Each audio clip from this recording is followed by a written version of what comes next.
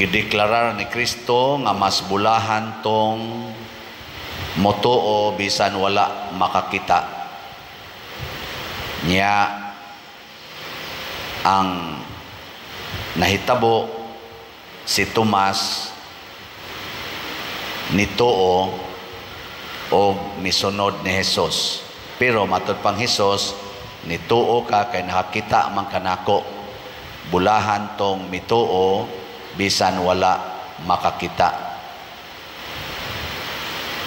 Lingi ay mong tupad ina motuo pa kag Ginoo. Kanang wa mulingi murag gaduda ko anang wa ginamutuo. Lingi abang nyaon sa may mahitabo kung mutuo ta. Ang unang mahitabo, magsigi tagtuman sa iyang mga sugo. Matod pa diri sa ikaduhang pagbasa, ang tao nga mituo kang Hesus magtuman sa iyang mga sugo. Nyaon sa may sugo os Ginoo, ang pinaka-importanting sugo, ibaligya ang tanan mong katigayunan ug ang halin ihatag ngadto sa mga kabus. Muna sa atong unang pagbasa, Acts of the Apostles, gisgutan dinhi nga ang tanan nga sumusunod ni Hesus nga mituo niya, ilag yung gibaligya ang ilang mga balay o ilang mga niya ang halin ilang gihatag sa mga apostoles niya. Nagbahin-bahin dayon sila sigon sa ilang gikinahanglan. Mo nang wa nay dato, wa nay pobre nila, wa say nagsobra, wa say nagkuwang. Nindot no? Ana. Sige, lingiay mong tupad. Ing namusunod ka sa pagbaligya sa imong balay o giyuta.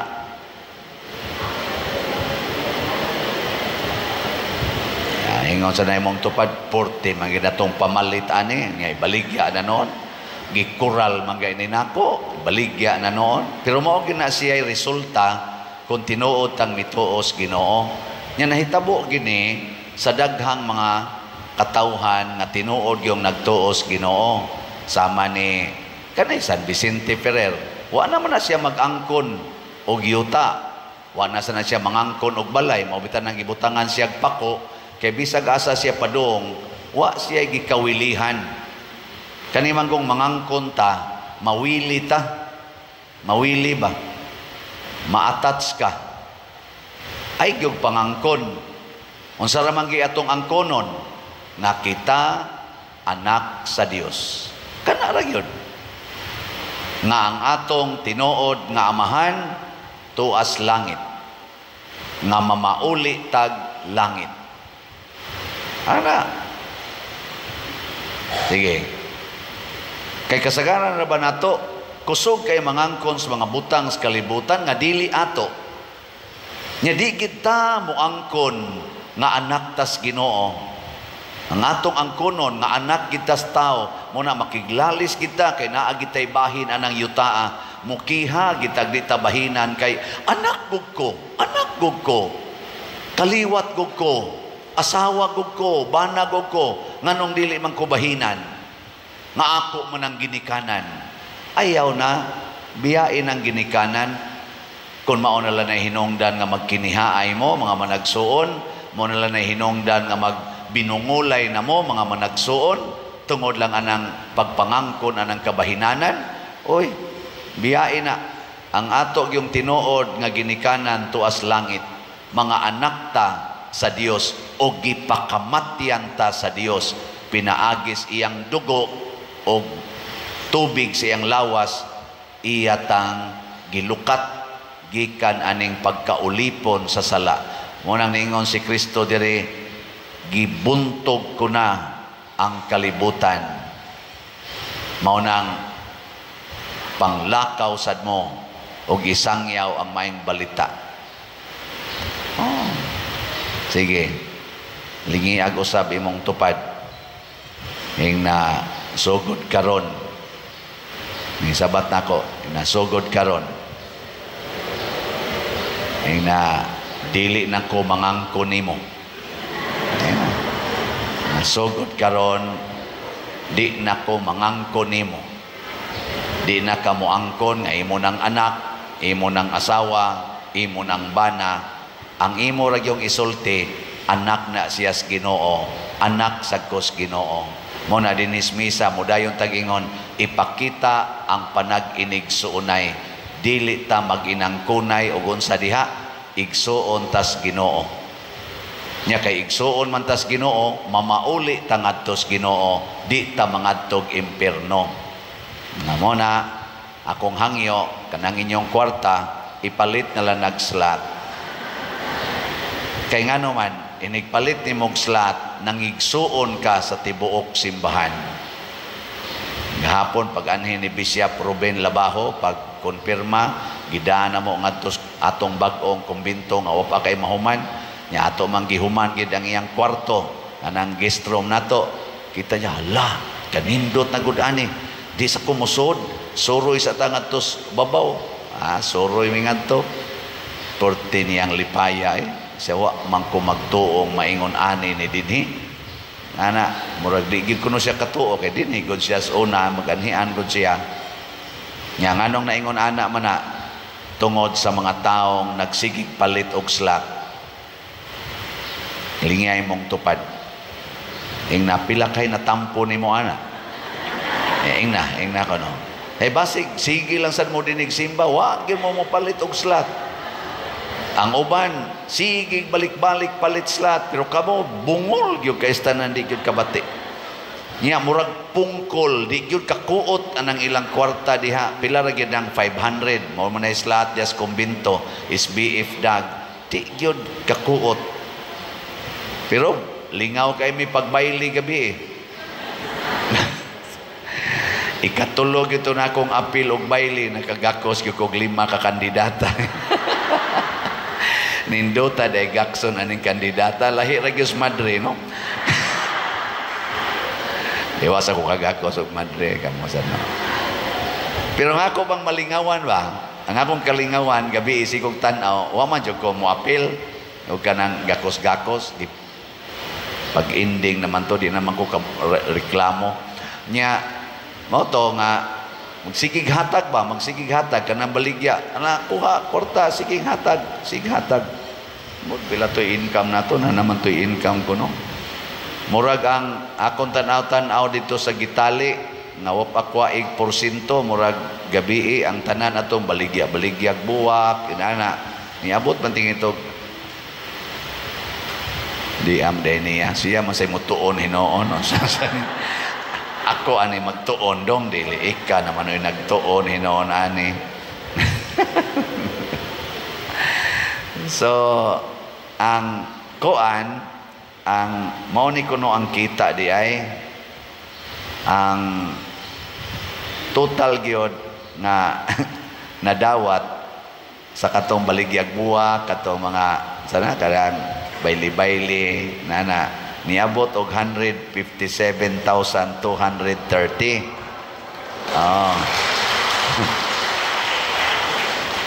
Unya ang lugar sa Kapunungan kay naam sa din ay Kapunungan kaning sayawa para nis Kapunungan kani bang para sa simbahan ra gyud ba ang manguligta ang simbahan dili katong kandidata ana niabot sad og 14,630 na niya gikuhaan man ni og ang gisabutan sa mga barangay nga 60% ihatag sa simbahan. So ang nahatag sa simbahan gikan sa 5 ka barangay niabot og 94,338. Oh, di ba? Kapalit na ni kandila eh.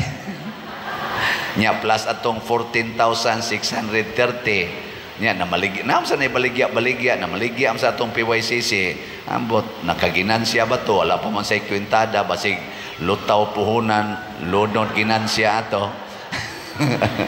Tanaw ko gabi sige sa silang pamaligya wa pa sa takay bao ato lang niya to totalon. So naagitas mga 100 mga 108 ang atong kuan kunuhay nakita. Dili ko to ingong pangwarta. Ang ato ba kanang malingaw ta.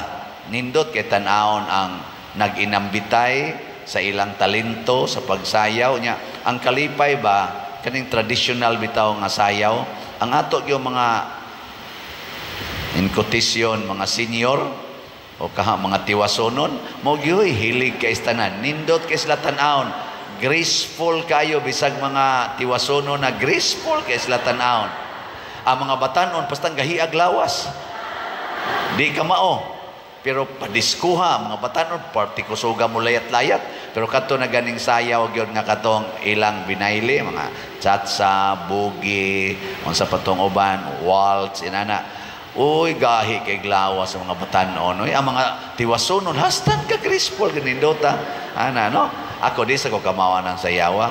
Pero kanindo tanawon nagkatinabangay niya ang 5 ka barangay diha gyud sila nagkahiusa ang gikan sa Drispikas o gibaligya sa buwak dito ang lain sang barangay mga kapitan o mga konsihal o mga taga dito mangadto sa Spikas ana o gari na sa Spikas mangari sa Spikas ninduta de no nagkahiusa ba atong mao na siya image cultural dance nga dunay sense of unity dili pareha ning purya kuha lang sa no anang dili kayo ba community ang dating aning atong mobile disco kay nga naman kidlap di hapit makita mga tao di magkinitanay ba kadto hayag kay suga hayag kayo kakita jud ka nya maila-ila nimo ako nakaila-ila ko gutong usa ka kandidata nya may gani kay wa ko mangayog seal number ano man kay hayag man nya makakita jud kang tinarong nini ang sayawa kay hayag man di pare ano bang ngit-ngit nga hapit di makita imong naong ana jab siging dinumugay ana nya ang magipangsulob sa dili sad kadtong ana mo nindot-nindot man sa tanawon pero dili jud kadto bang atanawa ra na ana mga diskuhan in town ang ato mga girls pastilan murag yung mga kanabitang mga piso nga wa pay balhibo na nagigwad ang lubot klaro na kaayo no wala pay balhibo ba na mga piso di ba piso kita nimong lubot dire na mo pay mga pako ba dili pa matabunan nangigdal ang kutob mo igdal ana nya siging sayaw di makitang naong hapit sa kinsalay mo damag sa kinsay mo layog sa kinsay mo dumog wa nay pili pero kadto oy dili mo sugot og dili kuhaon moingon gyud ang announcer oy ayaw gana kuhaa gyud dili pwede mo barog nga dili nyo kuhaon gyud anindota na maginunitay gos kamot ini kadto padong sa nganing center inana ka nindot no tanawon no na sunod tuig og buhi pa mo nghimo niya taani mao na ang kaluwasan sa nabanhawng Ginoo gipaagi gyud sa pagpanghatag dili lang basta-bastang panghatag gibaligya gyud ang tanan mo na si Hesus mipakita sa iyang samad sa iyang kamot ug sa iyang kilid ug sa iyang tiil kay mga timaan to nga gihatag niya ang tanan labi na gyud ang iyang dugo aron ta maluwas gihatag niya ang iyang kinabuhi aron sa ta mabanhaw og mabuhi dako kay ni natong pasalamat pinaagi ni San Vicente Ferrer hinaot unta ato ning mapuy-an kay si San Vicente Ferrer mihatag sad sa tanan nga bisag patay na siya sa lawas hangtod karon gabaha pa ang iyang mga grasyang gipanghatag o kinsa tong muambit aning maong kalihukan nato makadawat na sa grasya gikan sa Ginoo pinaagi ni San Vicente Ferrer mao na palit pa more di ba manindog na ta